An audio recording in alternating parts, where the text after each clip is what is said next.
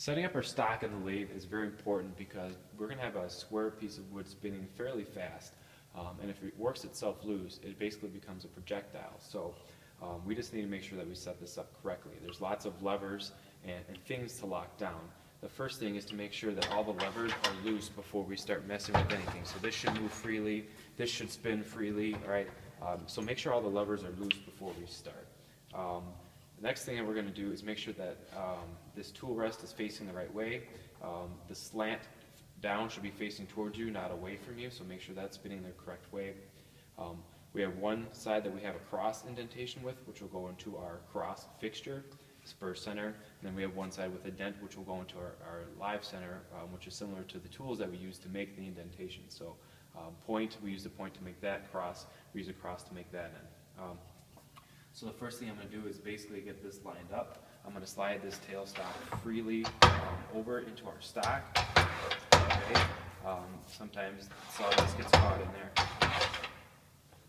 Alright, now I'm basically just going to temporarily get those lined up. Alright, after I get that done, I'm going to take the tailstock and I'm going to lock it down with the lever that locks this in place, so that shouldn't move. And then I'm actually going to start to rotate the live center so it pushes my stock into my spur center, and it should line up with the crosses that I previously made and push those in there so this actually won't spin. Right? The only place that my blank should spin is in the live center.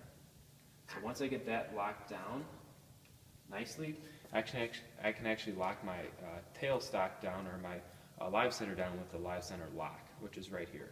Okay? It's very important that none of these are locked before you try to move any of these.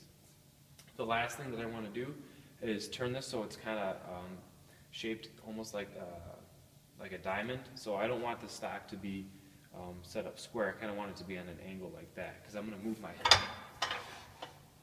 tool rest here. And I want the tool rest to basically be even with that half point in my stock.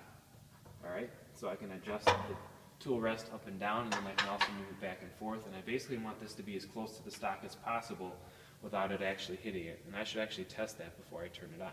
Okay? So that's basically all there is to it before I turn it on.